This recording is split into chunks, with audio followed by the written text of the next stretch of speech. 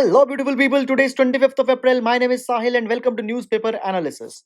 Friends, he is Potter Stewart, who was the justice at US Supreme Court. He says, ethics is knowing the difference between what you have a right to do and what is right to do.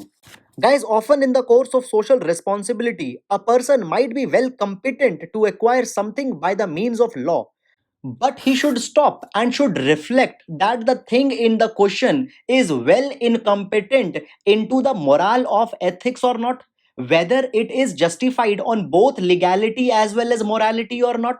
So, guys, this particular thing will be afflicted by the civil servants whenever they will be performing their responsibilities. Guys, this particular quote can be very much useful for your ethics paper number 4. So, guys, let's begin with today's analysis. Friends, this is the page number 1 of the Hindu newspaper, and the first news item that we can see here is the Prime Minister's address to the Sarpanches during the National Panchayati Raj Day, which is celebrated every year on 24th of April. Now, friends, into this address, apart from making the country self reliant, Prime Minister had launched two schemes. One is E Gram Swaraj portal, and the other is a Swamitva project, and both of the scheme will fall under Ministry of Panchayati Raj. Now, friends, first of all, both the schemes are aimed towards the digitization of villages. Now, friends, we'll take both the schemes one by one. First of all, if we consider the e-gram Swaraj, so it is a single interface portal on which the details of all the panchayats will be listed, and there it will be listed that what are the developmental projects which have been taken by the panchayats, what is their implementational status, what are the funds allocated to them. So, guys, what happens? The village panchayats are given the developmental work under Gram Panchayati Development Plan. So now through e-Gram Swaraj portal, any person could access those details. Moreover, an application, a mobile app will also be developed on which all the details could be searched. Moreover, it will also contain the details of a panchayat secretary as well as sarpanch and the panch. So, guys, this particular thing will boost the transparency and will further give a boom to the grassroots democracy. Now, after e-Gram Swaraj, Swamitva project has also been launched. Guys, it is aimed at digitization of land records. Right now, into the Indian villages, a large number of lands have not been given legal property titles. Therefore, a large number of disputes are rampant. Guys, what will happen under the Swamitva project? Digital technologies will be used here.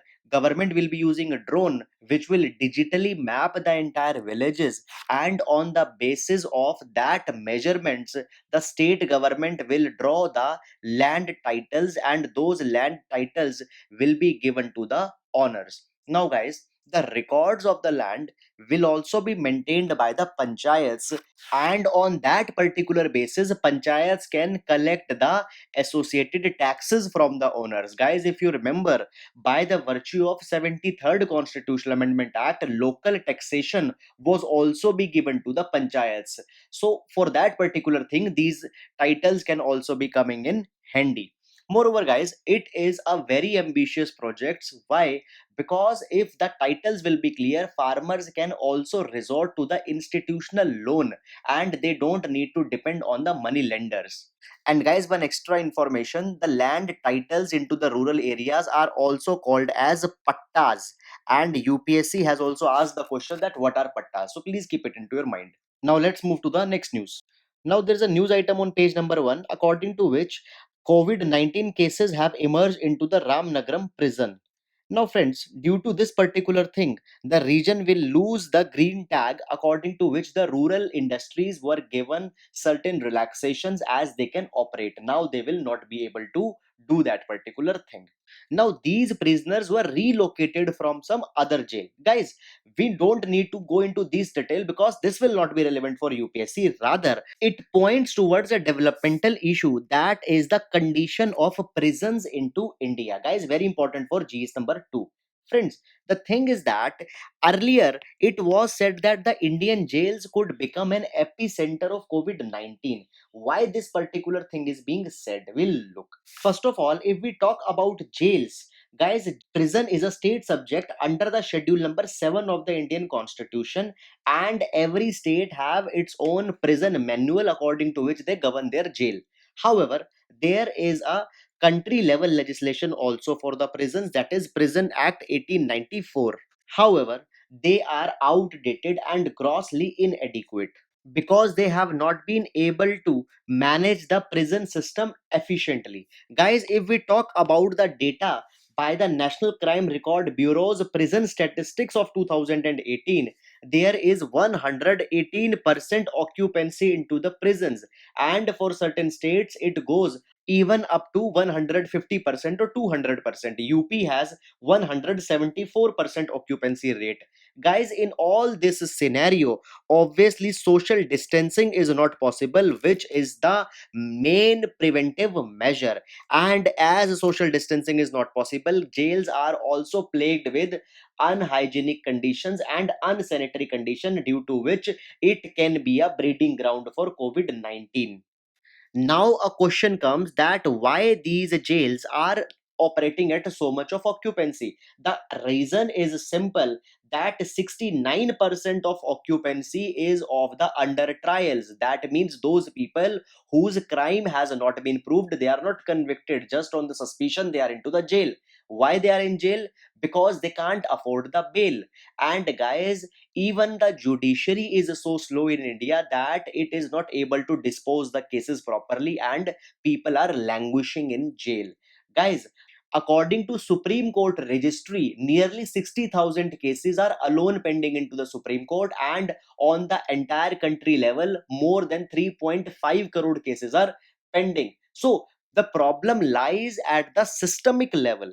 Therefore, coming of COVID-19 cases is a systemic problem which needs a kind of a holistic approach. Guys, please remember about these petty things which are coming, because many a times questions, particularly in the mains, are asked around these particular themes, but we miss it.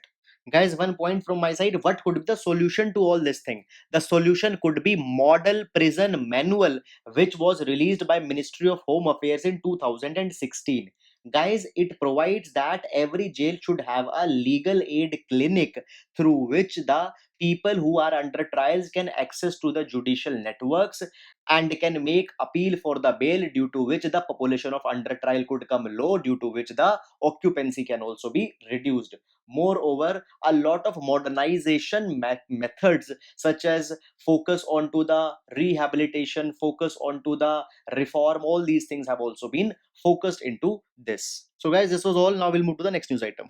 Now friends, here's a news item on page number 2, according to which a white tigress have died into the Delhi. Now the tigress died in Delhi or Karnataka is not important, but we need to focus on the trend which is going on. Guys, just few days back, a tiger died into the Page Tiger Reserve under mysterious conditions, and now the next tiger has died. It is raising a concerns that tiger might be dying because of the COVID-19 also. Why? Because recently a tiger died of COVID-19 into the Bronx Zoo in New York, and after that, the Central Zoo Authority had also given an advisory to all the tiger reserves as well as zoos, that they make sure that people interacting with tiger should wear the PPE suits and adequate gear when they are interacting with the tigers. However, this advisory is not being followed at number of times. Now the samples have been taken, and it could be ascertained when the final findings come that what was the reason. Now let's see what could be the important for our exam. First of all, when we talk about white tiger, it is not a different species, rather it is a version of a Bengal tiger only. Guys, the color white comes because a pigment called as pheomelanin is absent into these tiger, which gives a distinct orange color. Now because that is not here, these tigers are white. They are also called as bleached tiger. Guys, when we compare these white tigers to the normal orange Bengal tigers, they tend to be more heavier, and they tend to grow little bit larger than the orange one tigers. Now guys, with respect to the IUCN status, the tigers have been regarded as the endangered species, the Bengal tiger of India. Now, for their conservation, the National Tiger Conservation Authority has been constituted under the aegis of Project Tiger, which is a flagship program to conserve the species. Now, guys, NTCA is an important organization and has been given the status of statutory body. It was made statutory body in 2006 by amending the Wildlife Protection Act. Guys, one more thing, NTCA also operates M Stripes, which is the Tiger Monitoring Initiative, and various technological solutions such as GPS devices, etc., camera trappings are used to map the location of tigers. So, guys, question have been asked onto the M Stripes also in UPSC. Fine, now we'll move to the next item. Now, friends, here's a news item on page number 4, and it is important for our location based question asked into the prelims. Now, guys, from few days, over and over period of time, Malkangiri of Odisha is coming into the news. Now, we'll look the important mapping entries, guys. First of all, into the present news item, an initiative has been taken by the tribals in order to bring water near to their villages. It also shows the indifference of the government towards the plight of the tribal people. And one more thing, this example can be also used as an example of community participation by which people themselves are pooling the resources and making the community assets. If required, you can use it into the social justice answers in paper number 2. Fine, coming to the mapping. First of all, Malkangiri is inhabited by the two tribes, that is the Koyas and the Bondas. Guys, please remember tribes are very important for prelims. Then the Malkangiri is located near to the Garjat Hills. And guys, these Garjat Hills, the northern part of Garjat Hills is the part of the Chota Nagpur Plateau, which is majorly into the Jharkhand and also called as Ruhar of India because of the mineral wealth. And the southern part of the Garjat Hills is a part of the Eastern Ghats. Fine. Now, guys, Garjat Hills is drained by various important rivers such as Brahmani, Mahanadi, and Baitarni. So, guys, all these things are near the Malkangiri. Just keep it into your mind for your mapping portion. Guys, now we'll move to the next. Now, friends, here's a news item where the convalescent plasma therapy has been mentioned. Guys, over and over period of time, it is coming frequently to the news. We had discussed it earlier also. Guys, today we will see this into the light of a cytokine storm. Could be an important for prelims. Now, the Delhi government is making an appeal to the people that the ones who have recovered from the COVID-19 should come forward and donate their plasma. As in Delhi, also on the lines of China, improvement has been seen into the patients who have been given the blood plasma. Now, friends, I had told you earlier also that the components of blood, if we see, then it contains the red blood cells, white blood cells, platelets, and plasma, which also maintains the pH level into the blood. And guys, in the plasma, there are antibodies which a person develops when he is fighting with the COVID 19. So, guys, there are two types of antibodies, IgG and IgM. So, guys, IgM are the ones which are developed into the earlier stages. IgG is the one which is developed into the later stages. Both of them help to fight. In convalescent plasma therapy, idea is this, that if these antibodies are transferred to another person who is suffering of COVID-19, then these antibodies in his body will help the immune system to fight the COVID-19, and that particular person will also recover by receiving the antibodies from a recovered person. Now, in this article, particularly a word has been mentioned, that is cytokine storm. And friends, this cytokine storm is the stage 3 of COVID-19, and here a large number of fatalities occur. Now, guys, what is cytokine storm? It is simply an overreaction of the immune system. Now, whenever virus impacts the body, then the cytokines are the messengers which sends a message throughout the body that a particular virus should be attacked. Now, guys, as the viruses are inhabiting the cells which are infected are also attacked, and many a times these cytokines give overactive signals due to which immune system kills even more large number of cells, and the injury or a damage to the internal tissue as well as organ is caused. And guys, due to this damage, a kind of an inflammation occurs, particularly into the area of lungs. And because of that inflammation, lungs are not able to carry the respiration properly, and the problem of respiration comes. For that particular thing, ventilators are also required into the later stages. Fine. Now the thing comes that the convalescent plasma technique could help in this particular respect, as when we will provide the ample number of antibodies, they will be gradually be easing up the symptoms, and a stage will not be reached where the cytokine will go it out of hand in order to control the virus, and the inflammation could be reduced, and altogether the recovery could be made. Fine, guys. Now, friends, so far the central government has allowed the states to carry the regulated use of convalescent plasma therapy. But now states are saying that as there are positive results, they should be allowed further to carry out the treatments using plasma therapy. Fine, guys, it was all about this particular news. Now we'll move to the next item. Guys, in the editorial section, there is an editorial that is Trough and Crest in the pandemic response. Friends, this particular article explores the trajectory of a pandemic and how government should respond. Friends, first of all, into the mainstream media and elsewhere, it is being said that it is an extraordinary condition. But if we see the history, then pandemics are not at all extraordinary. Rather, they have been very frequent, and over period of time they are coming. For example, in 1918, there was a Spanish influenza, and it is not much later if we consider the history. So the editorial suggests that the governments have experience in dealing the pandemics, and it knows that how the response should be given. Now, when we talk about the trajectory of a pandemic, the stage number 1 is the recognition of a threat, that a threat is coming, and in the recognition we need to take the urgent steps, and in that direction we can call that the state governments are taking the lockdown, which is a notable initiative. However, lockdowns have their own cost, that is strangulating or suppressing the vulnerable sections. Guys, lockdown is nothing but a way of gaining more time so that the curve could be flattened. Into the flattening of curve, we aim that number of cases rise only gradually. And to contain that, only option is to limit people into their houses. Moreover, this is a time when the governments need to procure the PPEs and those kind of equipments which are not generally they require. For example, ventilator, and they can oil up the machinery to fight up with the pandemic.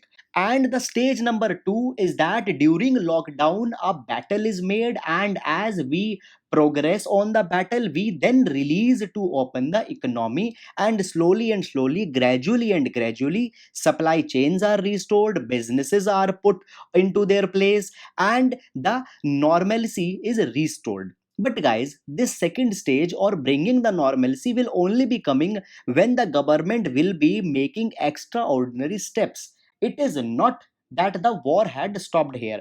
Along with bringing the normalcy, state also need to carry the isolation of people who are still infected, quarantining the people, keeping people under the check, and contact tracing the ones who might have been infected. And this is no easy task. And guys, once this thing has been put into the place, third step that is needed to be taken is the mass vaccination, so that again the disease does not comes and the population is made resilient. Guys, this thing happened for the polio, for the measles, for the smallpox, for all the diseases. Thus such kind of things are happening.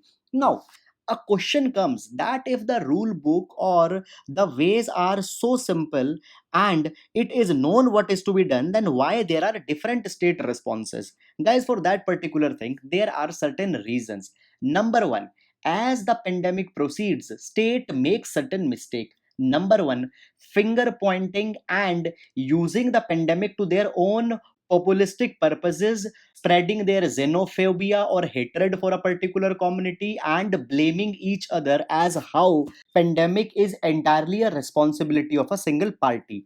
Guys, in this process, even the institutions are delegitimized. For example, we can see the case of WHO.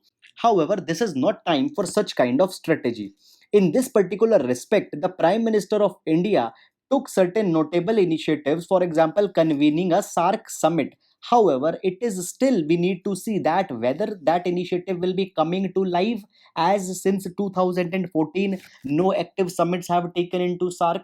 So guys, that thing also needed to be seen. Then we come to point number 2.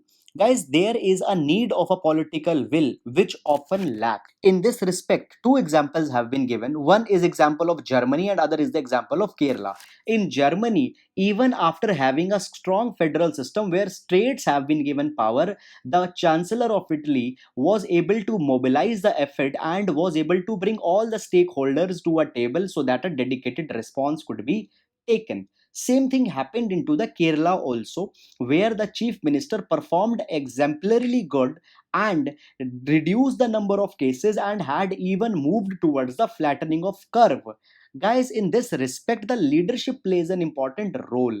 Friends, we had also discussed one editorial few days back in which we had seen that the government had built a kind of a trust with the citizens, and citizens are always ready to support the state. And all these things come only with a dedicated political will, which lacks in many of the states. Guys, then we come to the reason number third as why there is a failure. And this failure is because of the failure of the health systems. Guys, over and over period of time, we had seen that countries are going towards the privatization of healthcare setup, and this particular thing is very much evident in the case of India. Now, though it is well known fact that the PPE suits and ventilators are the kind of a things which are not that much required into the normal times, and the hospitals don't have enough of their quantity which is being seen now. But guys, it is the responsibility of a state that as a part of essential items, these things should be stockpiled into the government hospitals.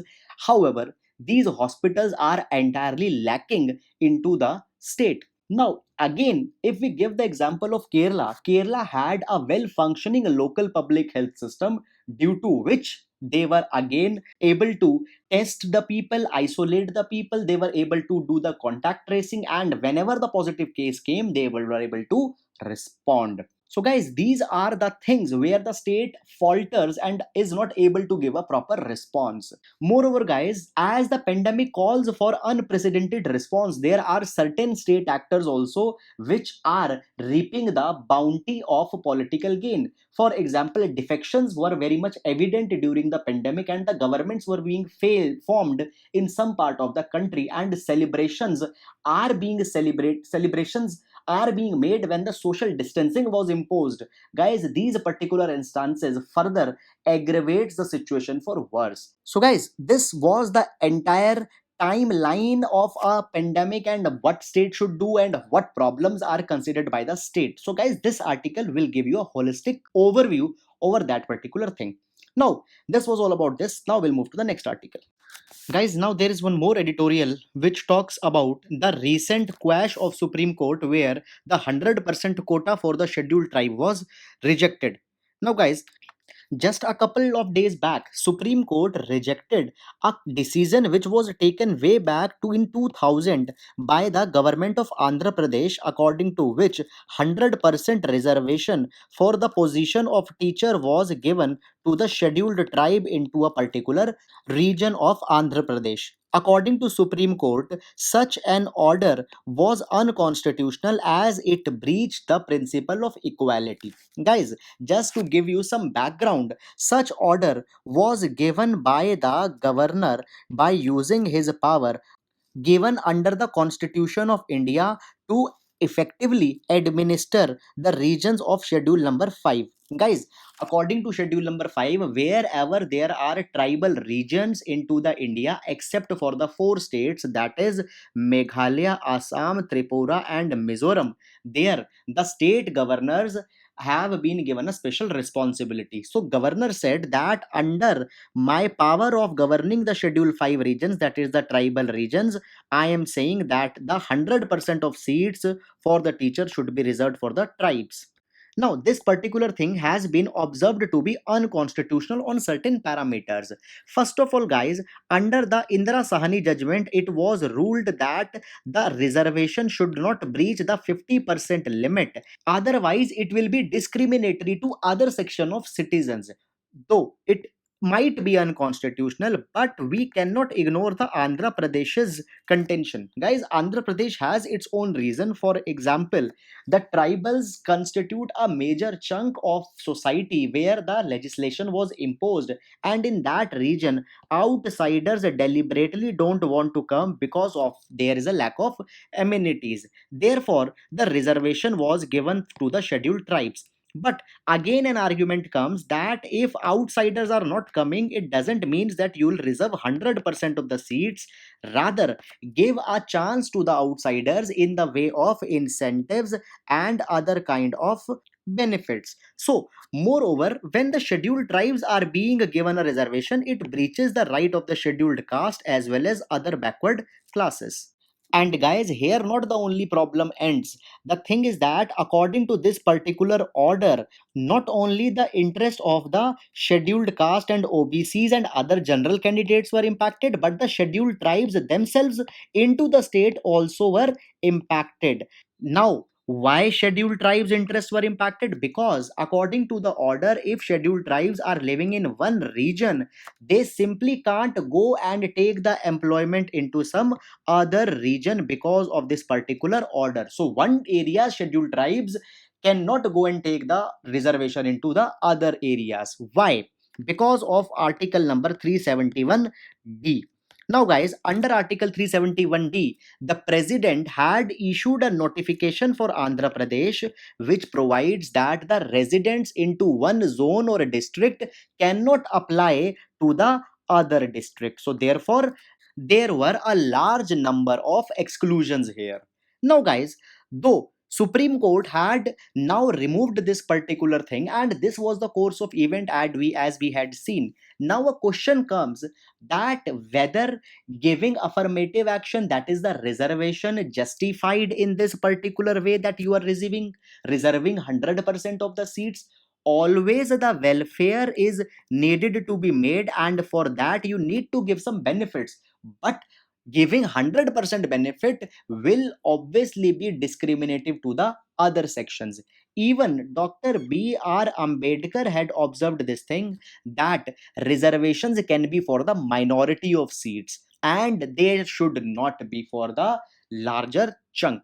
Guys, though in this particular respect, a 50% cap has been imposed after the Indira Sahani case, and over period of time the questions are also being raised whether this 50% cap is justified or not.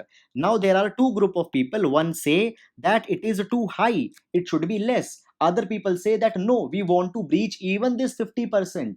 So a kind of a debate is coming how much of reservation should be given. Guys, only one answer could be there for this thing, though number is not specified, but it should be given up to that particular limit till which the spirit of competition and the recognition of merit is not defeated. So guys, number is not the question. Moreover, even you are giving a 50% reservation, that is very high. And if in some circumstances you want to go even much higher, for example, there you went for the 100%, there should be very compelling reason. Though 100% doesn't make any sense, but if you want to go like 60%, 70%, there needs to be a very compelling reason. Now, friends, as we see the editorial, it can be seen that the Supreme Court made one interesting other observation also. For example, Obiter Dicta, it advocated a revision of the list of SCs and STs. First of all, what do we understand by this Obiter Dicta? Guys, whenever the Supreme Court is giving judgment, the judgment contains two things. One, the thing which has to be implemented and which becomes the legal precedents. Other is the references which are given by the Supreme Court, and these references are not to be legally implemented. So, guys, obiter dicta is that something said by the Supreme Court, but it does not holds the legal force. It is just like a comment which will not be holding legal ground. So here Supreme Court said that there should also be the reservation of the list of SCs and STs. Now the editorial asks why such kind of noting was to be made, because the question was not about the revision of SC and ST list. However, we need to see as how it will leave some implication in the times to come. So guys, this was all this particular editorial, and now we'll move to the next article. Now friends, here's a news item in which the Finance Commission chairman has said that there are no plan to ease out the fiscal deficit. Now, what is happening in this particular respect is that in the recent time, the state governments are making an appeal that their FRBM targets should be relaxed. Now, there are certain basic concepts in this particular regard. Concept number one is that whenever the government spends more money than it is raising, that particular thing is called as fiscal deficit. Suppose I am earning 100 rupees and I am spending 120 rupees, so 20 rupees is the deficit. Now guys, whenever there will be deficit, obviously the deficit needs to be covered by raising more of a money from the market. So the 20 rupees will be raised from the market, and that will be called as market borrowings. So guys, every year there will be the deficit, the government's market borrowings increases. We come at a very important concept that fiscal deficit could be a more expenditure that government is doing, b it could also be the market borrowing. So please remember this thing. Now guys, if every year market borrowings will be made, then government also needs to pay interest on that particular thing, and into the long course of time government's major budget portion will only be going for the debt servicing, that is paying for the interest, and in that capacity government will not be able to carry expenditure on health, education, and these kind of things. So therefore, over and over period of time, governments have been reminded that their deficit targets should be reduced. And guys, in this direction, for the first time a legislation was framed in 2003, which came to be known as FRBM Act, Fiscal Responsibility Budget Management Act. Target were fixed, and the target were expended also till 2009. The extension was given, but the government was not able to meet the targets because of the global financial recession that came in 2008 and 9. Guys, then in 2016, government constituted NK Singh committee to recommend the changes into the FRBM Act. The changes were accepted and later the act was amended. Now, the act provided for the new deadlines of the fiscal deficit that has to be achieved.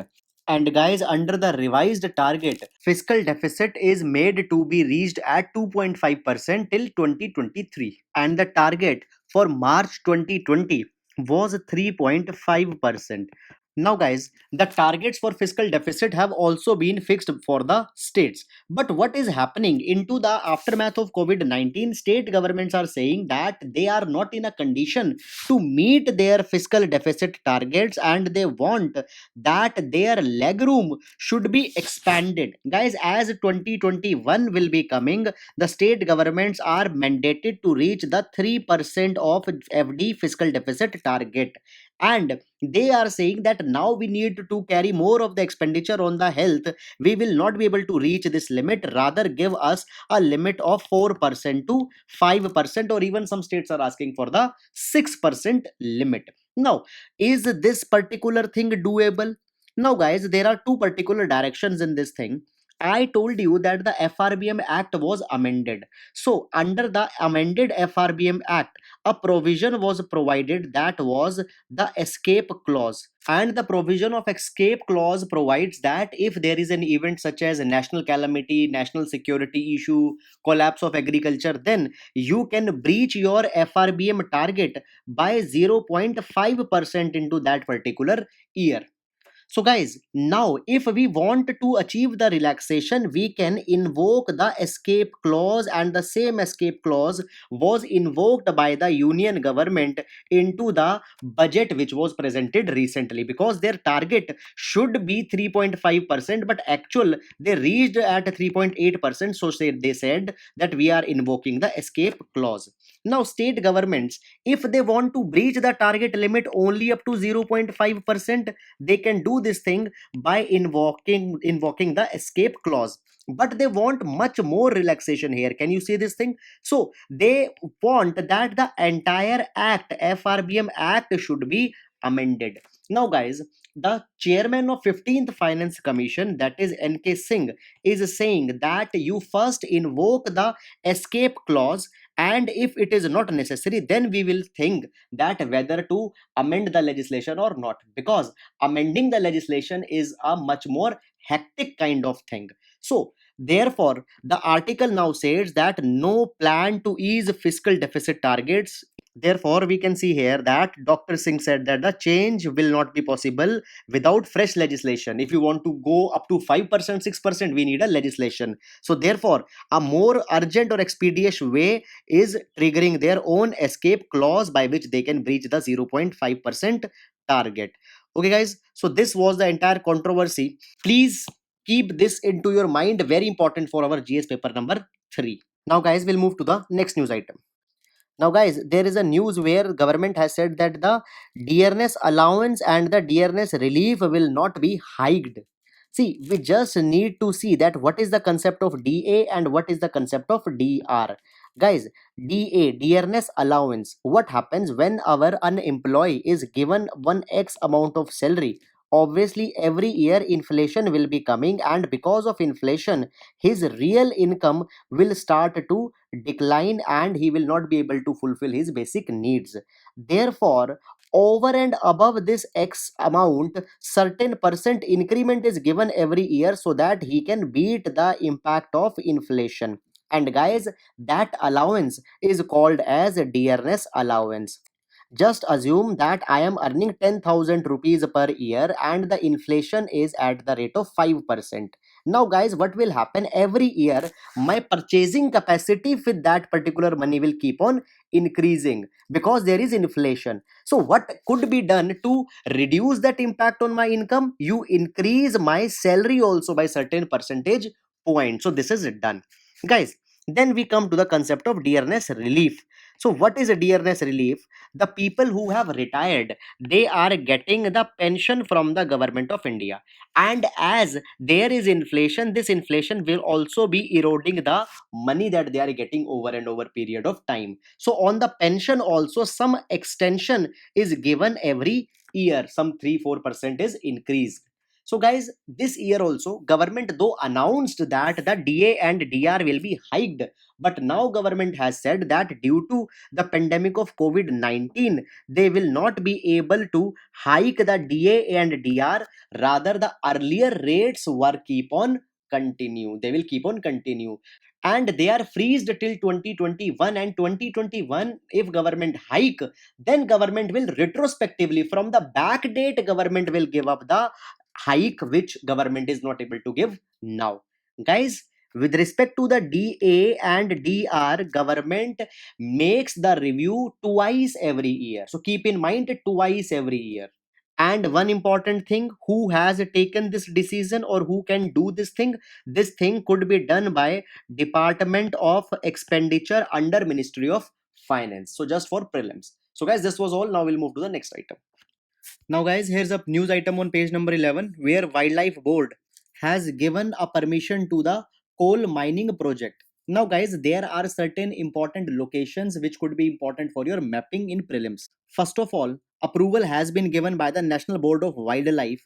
Now, guys, it is a statutory body which is made under the Wildlife Protection Act 1972. And, guys, the body is under the Ministry of Environment, Forest and Climate Change. And it is a very high powered body. Why? Because its chairman is the Prime Minister of India, whereas vice chairperson is the Minister of Environment.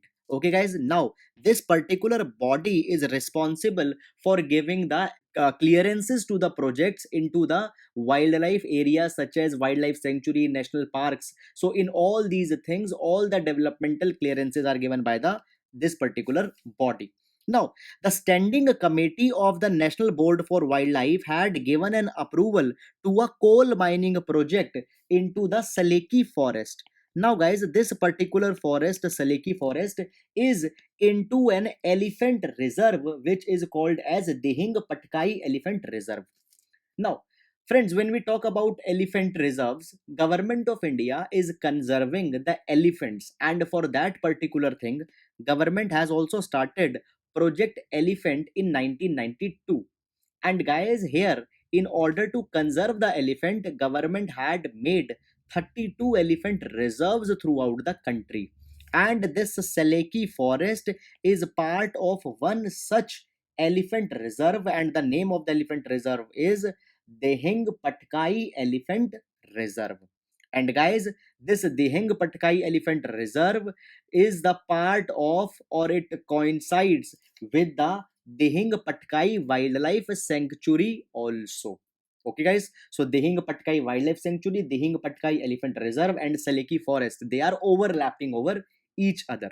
Now, it is being said that after giving the approval for the coal mining, there will be severe harm to the environment, and the permission is being criticized.